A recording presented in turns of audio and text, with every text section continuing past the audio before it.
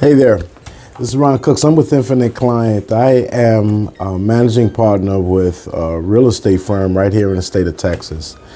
And I interview dozens of agents. And in that interview process, what I found is that a lot of agents just don't have an expectation for the interview itself. The first thing I want you to understand is that this is a two-way interview. You are interviewing them as much as they are interviewing you. Because if it doesn't fit, there's no sense in you trying to fit a square peg into a round hole. It's just not going to fit. So keep that in mind moving forward. Yes, you want a broker that will sponsor your license, and congratulations for getting your license. But you also want to work in an environment where you can really grow. And if it's a toxic environment or if it just doesn't hit you right, then you're wasting your time in doing that. So I have some questions that I give out to new agents. So even after they sit with me, I walk them through these series of questions. Then I hand them this sheet so that they can use that to prompt them to think about questions moving forward. Now, the list of questions that I have is certainly not a finite list. It is a number of things that you can ask them that appeals to you. But these are the questions that I think is necessary for a new agent. So I'm gonna just run down a list, excuse me, of questions here. And if they resonate with you, use it. If they don't use it. And if there are more questions that you can think about, just kind of prompt yourself into that line of questioning. So when you sit with the broker, you know exactly what to expect from the interview before you get there, instead of kind of winging it and once you're there. All right, what are your mentorship opportunities? What mentorship do you provide? As a new agent, and I'm sure you've probably figured out already, the stuff that you learn in school teaches you nothing about the business of real estate, but more of the laws and rules of real estate, which are very important. I mean, we certainly don't want to get in trouble, and we want to stay within the laws of things, but they really don't dwell into how to get business in real estate. So once you get into your real estate business, you need someone that's going to mentor you. Does that company have mentorship opportunities? Do they have, like in our company, a guide opportunity where they're not necessarily your mentor, but it's an experienced agent that will hold your hand through your first few deals to make sure that everything is covered, your client is taken care of, and of course, you get educated during the process. So what opportunities of mentorship? The next question here I have is, what are some of your training programs? What kind of trainings are offered? How often are the trainings given? What levels are the training? Because I've been in the business now for 15 years and I am still attending trainings. Obviously, the trainings I attend will be received different than what a new agent would receive, because I'm at a level where I've gone through most of that stuff and I've done hundreds of transactions by this point in my career. So the information that I need or can pull out of a training is different from that of a new agent. So find out, are there baseline trainings that's going on? Because to give you graduate level training and you're stepping in the first day is not going to do you well at all. So find out how often and the type of training that you can attend. Are there any lead generating tools that's offered? Now, in these trainings, you want to have trainings that offer you the opportunity to generate your own business. That's the type of training that you want. Please don't get lulled into a false sense of, I'm getting leads handed to me. All right. So have that training gears, but know what tools are available to you for that. So I'm not suggesting that you go to the brokerage and say, do you give out leads? All right. The moment I hear an agent asking that, and it's not that I am pushing them aside, but that's not the type of agent that we are looking for. I'm looking for an agent where I can teach them how to fish. That way they're not relying on anybody at all after that point. And that's the mindset you need to come in. Not necessarily, listen, do you have leads? Can you give me leads? No. How do I generate my own leads? What do you have for me? What tools are available to help me generate my own leads? And that's the line of questioning. What are the obligations of the agent? There are minimum requirements for some brokerages, for some teams. You know, there are, you have to close so many transactions. You have to do so many open houses. You have to attend so many meetings. There are some obligations. You need to know what those obligations are up front, because you still have a life to live. You have a family. You may have another job still that you have to attend to.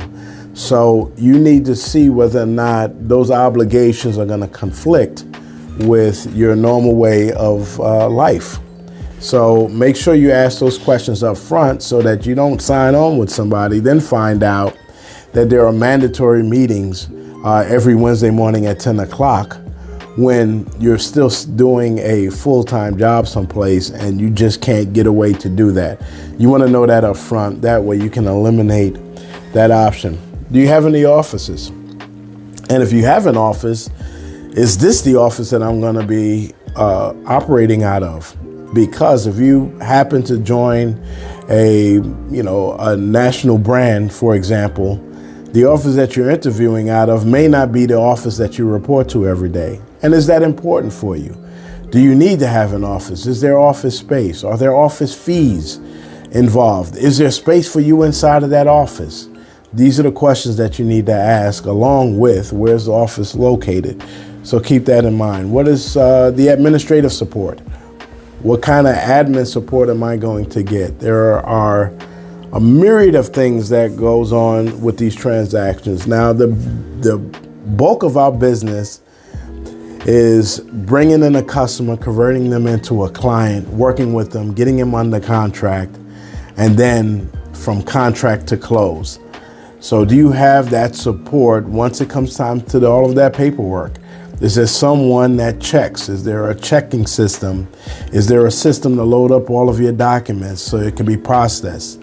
Is there someone that makes sure that everything is right, that you have your T's crossed and your I's dotted? Is there someone or a system that is set up for that? So ask that question. And again, I've been in 15 years now. We still rely on those systems to make sure that I have everything right. I don't have a big enough ego to say that I've got this thing all figured out and I don't need a checklist. If you go to a pilot or go to on a flight and you see that pilot up front, he is working off of a checklist. All right, now that pilot may have been sitting in that seat 30 years and may have seen that checklist thousands upon thousands of times, yet they still pull it out. Well, that is what we do here. And if that administrative support is there, or if the system is set up to help you check out, make sure that they have one in place and you're just not winging it as a solo agent should you sign on. What unique platforms and technologies do you use?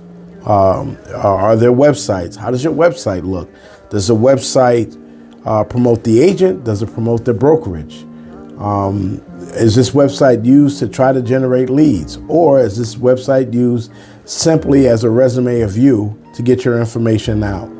Just know that up front. Know the tools that you're going to be working with up front. Some may be challenged with technology. That's fine.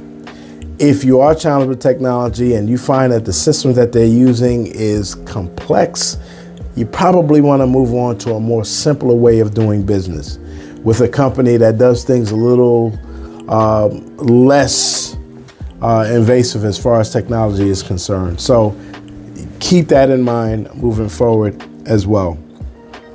What benefits do you offer agents? This is an open-ended question. This allows the broker or the person that you're interviewing to join that brokerage to kind of join in and give their spiel about their brokerage. All right, so I purposely left that question open so that they will take you down the route that they want you to go on based on their unique proposition on why you should choose them over any other brokerage. This is the opportunity that they should use to kind of give the song and dance about their brokerage and what's going on. Here's a big one, and one that a lot of people don't ask, but I think it's quite important, especially for those new agents. Okay, I sign up with your brokerage and I report to the office day one. What am I expecting? Again, this is open-ended, but it will tell you whether or not they have systems in place to take care of new agents. If their answer is all over the place, you probably don't want to work there now. Now, that's not to say that it's not a great brokerage or not a good brokerage, but some brokerages are more in line with assisting brand new agents than other brokerages. My brokerage, for example, we are designed for those agents in that 2 to 5 year mark. They've gone through most of it. They've kind of got their feet wet with transactions. They're pretty good at what they do. They still need some help with growth and how to handle some transactions, but for the most part, they don't need their handheld. So that's where my brokerage will step in. However, we do have some very unique programs that I can line individual agents up, especially if they join our organization under a team. Then it's that team lead's responsibility to handle your day one. So that question is quite important. What does my day one look like? So keep that in mind when you're sitting around with it. And what I want you to key in that most people lead with is what are the fees and what's my commission split? Wrong questions. Wrong questions. If they offer that, great. But right now, you want to see what the package has. Now, there are some brokerages who have very little to no fees. Some are very heavy in fees and splits. The question is, do they provide the value versus what their fees and splits are? Well, you're going to get the value of each of them as you're going through these questions. That's where the value will come in.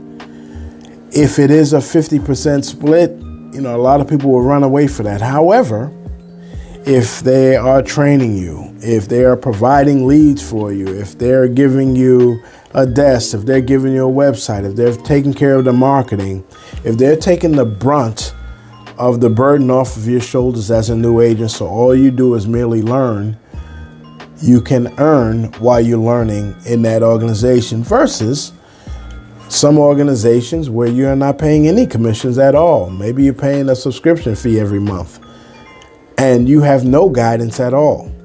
So you have 100% split on this end, and then you're doing a 50% split on this end. Yes, the 50% split sounds horrible right now. It sounds that way. But 100% split with zero production is zero.